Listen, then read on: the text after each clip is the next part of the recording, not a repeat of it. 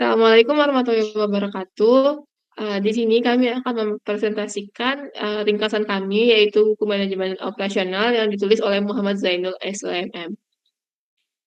Untuk anggota kelompok kami sendiri, ada 4, yaitu Nanda Savitri, Firda Nurhanisa, Alfemis Bausania, saya sendiri, dan Syifa Putri Damayanti. Latar belakang. Manajemen operasional adalah bidang yang berkaitan dengan pengelolaan sumber daya dan proses untuk menghasilkan barang dan jasa. Manajemen operasi juga penting untuk keberlanjutan perusahaan dengan mengelola sumber daya secara efektif dan efisien. Perusahaan dapat mengurangi biaya, meningkatkan produktivitas, dan meminimalkan dampak lingkungan. Secara keseluruhan, manajemen operasi adalah bidang yang penting bagi perusahaan dari semua ukuran dan industri. Dengan memahami dan menerapkan prinsip-prinsip manajemen operasi, perusahaan dapat meningkatkan kinerja, mencapai keunggulan kompetitif, dan memberikan nilai bagi pelanggan dan pemangku kepentingan lainnya.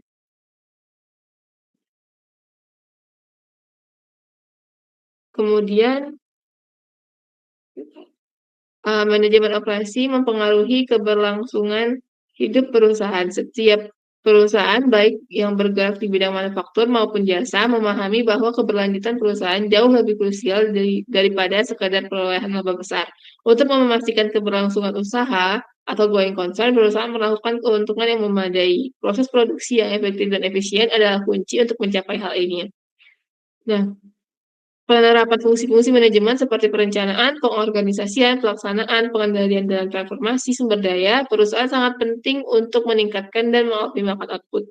Konsep manajemen operasi muncul untuk memberikan pemahaman yang lebih luas tentang proses produksi.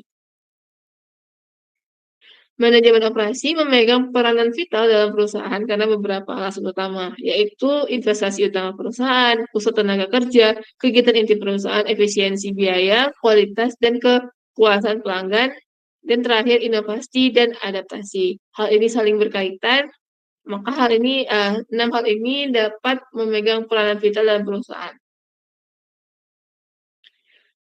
Nah, faktor-faktor yang mempengaruhi efisiensi proses produksi yang pertama yaitu yang faktor utama yaitu alam, modal, tenaga kerja, dan teknologi. Tentunya 4 hal ini jika ada yang kurang atau berlebihan atau sesuatu yang di luar kendali seperti alam, itu akan mempengaruhi. Kemudian ada faktor-faktor tambahan yaitu seperti manajemen, ukuran perusahaan, lokasi perusahaan, dan kondisi ekonomi. Kemudian yaitu merancang sistem produksi yang optimal. Yang pertama yaitu pemilihan desain dan produk. Kita harus menetapkan pemilihan dan desain produk kita nih yang bagus atau yang diminati oleh pelanggan seperti apa. Kemudian desain tata letak dan arus kerja. Kita harus dari hulu ke hilir, jadi kayak jangan bekerja bolak-balik, jadi harus satu arah. Kemudian pemilihan proses dan peralatan penting untuk menunjukkan kualitas produk kita. Kemudian desain tugas pekerjaan, di mana harus membagikan satu pekerja itu tugasnya apa saja. Kemudian pemilihan lokasi perusahaan juga karena jika lokasi terlalu terpencil atau jauh dari pemukiman bisa mengganggu produksi yang optimal. Kemudian strategi produksi dan pemilihan kapasitas. Itu untuk strategi produksi dan pemilihan kapasitas ini, dia bisa memaksimalkan atau mengoptimalkan sebuah produksi. Dilanjutkan oleh teman saya. Materi selanjutnya yaitu ada tantangan dalam perencanaan produk baru. Yang pertama ada analisis pasar. Konsumen memiliki preferensi yang terus berubah dan tren pasar tidak selalu mudah diprediksi. Perusahaan harus melakukan riset pasar yang mendalam untuk memastikan produk yang dikembangkan benar-benar sesuai dengan kebutuhan target audiens. Yang kedua yaitu ada risiko keuangan. Mengembangkan produk baru memerlukan investasi signifikan mulai dari riset, pengembangan produksi hingga pemasaran. Jika produk yang diluncurkan gagal di pasar, perusahaan bisa mengalami kerugian besar atau bahkan kesulitan untuk bertahan. Yang ketiga yaitu waktu dan teknologi. Perusahaan juga harus terus mengikuti perkembangan teknologi agar produknya tetap relevan. Yang keempat yaitu ada perubahan regulasi. Setiap negara memiliki aturan yang berbeda terkait standar keamanan lingkungan serta perlindungan konsumen. Perusahaan harus memastikan bahwa produknya memenuhi regulasi yang berlaku agar tidak mengalami kendala hukum atau bahkan langgaran edar. Yang kelima yaitu ada manajemen tim. Manajemen tim juga memainkan peran penting dalam keberhasilan pengembangan produk baru. Proses ini melibatkan banyak pihak mulai dari tim riset dan pengembangan, pemasaran, produksi hingga keuangan. Selanjutnya yaitu ada pengendalian sistem produksi dan operasi. Yang pertama ada pengendalian persediaan dan pengadaan bahan. Yang kedua yaitu ada pemeliharaan atau perawatan mesin dan peralatan. Yang ketiga ada pengendalian mutu. Yang keempat ada manajemen tenaga kerja atau sumber daya manusia. Yang kelima ada pengendalian biaya. Yang keenam ada pengendalian produksi. Yang selanjutnya yaitu ada sistem informasi produksi.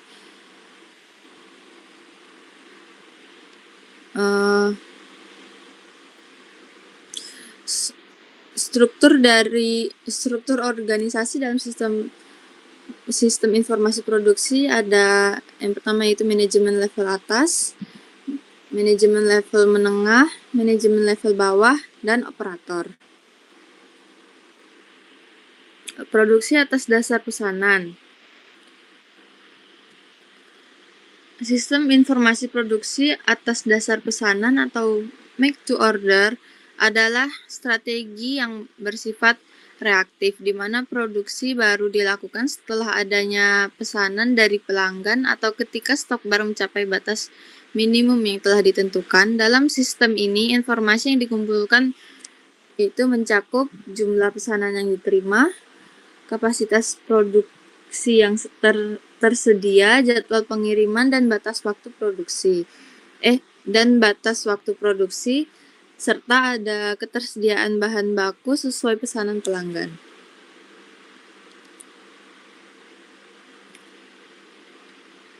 Yang ketiga yaitu ada produksi untuk persediaan. Sistem informasi produksi untuk persediaan terdiri dari 4 komponen utama, yaitu ada sistem penjadwalan produksi, sistem material requirement planning atau MRP, ada sistem capacity requirement planning atau CRP, dan ada sistem pelepasan pesanan. Adapun manfaat sistem informasi produksi untuk persediaan yaitu yang pertama ada pengelolaan material yang lebih efisien, menghindari kehabisan persediaan barang, perencanaan kebutuhan material di masa depan, dan negosiasi yang lebih baik dengan pemasok. Materi selanjutnya akan dilanjutkan oleh teman saya. Oke, selanjutnya saya akan menjelaskan analisis SWOT dalam perencanaan strategis operasi. Nah, ini tuh ada 4. Nah, yang pertama itu ada identifikasi peluang dan ancaman eksternal. Nah, dari peluang dan ancaman eksternal ini ada 5 faktor. Yang pertama ada perubahan teknologi, yang kedua ada kondisi pasar, yang ketiga ada persaingan industri, keempat ada kondisi ekonomi, dan kelima ada regulasi dan kebijakan pemerintah. Nah, dari faktor-faktor eksternal ini perusahaan itu akan mengidentifikasi yang pertama ada peluang. Nah, dalam faktor eksternal yang bisa dimanfaatkan untuk meningkatkan keunggulan operasional. Nah, yang kedua itu ada ancaman dari faktor eksternal yang bisa menghambat atau merugikan operasi perusahaan. Nah, selanjutnya yang kedua ini ada analisis kekuatan dan kelemahan internal. Nah, dalam analisis ini itu mencakup kualitas sumber daya manusia, efisiensi proses produksi, teknologi dan fasilitas produksi, manajemen rantai pasok atau supply chain management. Yang terakhir itu ada struktur biaya operasional. Nah, dari evaluasi ini perusahaan itu akan mengidentifikasi yang pertama ada kekuatannya, yaitu faktor internal yang bisa memberikan keunggulan kompetitif dalam operasi, dan kelemahannya itu faktor internal yang bisa menghambat efisiensi perusahaan.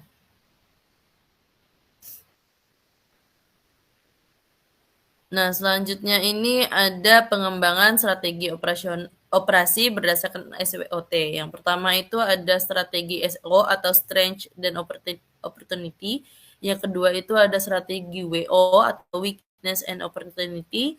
Yang ketiga itu ada strategi ST atau strength and threats.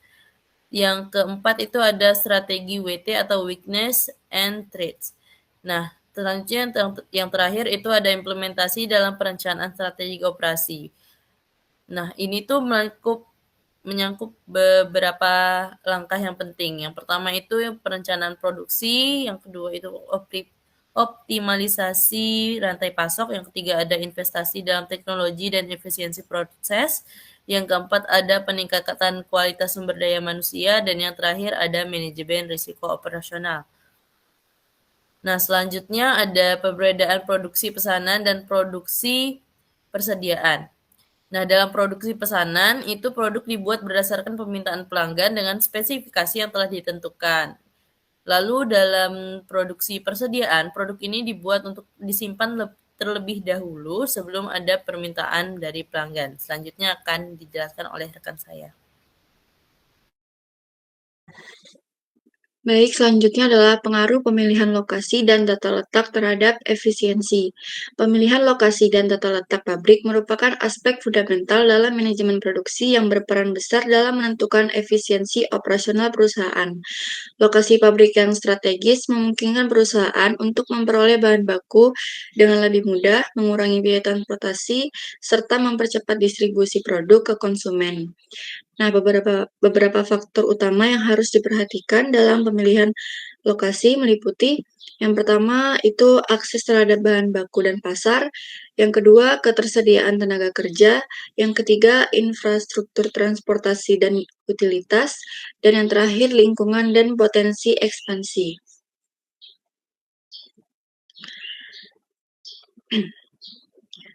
Selanjutnya adalah pengaruh alam, modal, tenaga kerja, dan teknologi terhadap produksi. Keberhasilan suatu proses produksi dipengaruhi oleh 4 faktor utama, yaitu alam, modal, tenaga kerja, dan teknologi. Keempat faktor ini saling berkaitan dalam menentukan efisiensi serta daya saing perusahaan dalam menghasilkan produk berkualitas tinggi dengan biaya yang optimal. Nah, yang pertama itu faktor alam. Faktor alam mencakup ketersediaan bahan baku, kondisi iklim, dan aspek geografis, baik industri yang bergantung pada sumber daya alam seperti pertanian, pertambangan, atau perikanan. Lokasi produksi harus mempertimbangkan kemudahan akses terhadap bahan baku utama. Kondisi geografis juga berpengaruh pada logistik dan transportasi, di mana daerah dengan akses yang sulit dapat meningkatkan biaya distribusi. Selain itu, faktor iklim seperti suhu dan curah hujan bisa mempengaruhi keberlangsungan produksi, terutama dalam sektor agribisnis. Yang kedua, faktor modal. Modal yang cukup memungkinkan perusahaan untuk membeli mesin dan peralatan produksi yang lebih modern dan efisien. Yang kedua, mengembangkan infrastruktur dan fasilitas yang lebih baik untuk mendukung kelancaran operasional. Yang ketiga, membiayai riset dan pengembangan atau R&D untuk meningkatkan inovasi produk. Selanjutnya, pengelola biaya operasional termasuk gaji tenaga kerja dan biaya bahan baku. Kemudian faktor tenaga kerja. Kualitas dan ketersediaan tenaga kerja sangat menentukan efisiensi dalam produksi tenaga kerja yang terampil dan memiliki kompetensi tinggi, mampu meningkatkan produktivitas dan mengurangi risiko kesalahan dalam proses produksi. Kemudian faktor teknologi. Teknologi memainkan peran penting dalam meningkatkan efisiensi dan efektivitas proses produksi. Beberapa contoh penerapan teknologi dalam industri meliputi otomasi dan robotika untuk mengurangi kesalahan manusia dan meningkatkan kecepatan produksi. Kemudian software manajemen produksi seperti ERP untuk mengoptimalkan pengelolaan bahan baku dan jadwal produksi. Dan yang terakhir, teknologi ramah lingkungan yang membantu perusahaan mengurangi limbah produksi dan memenuhi standar keberlanjutan.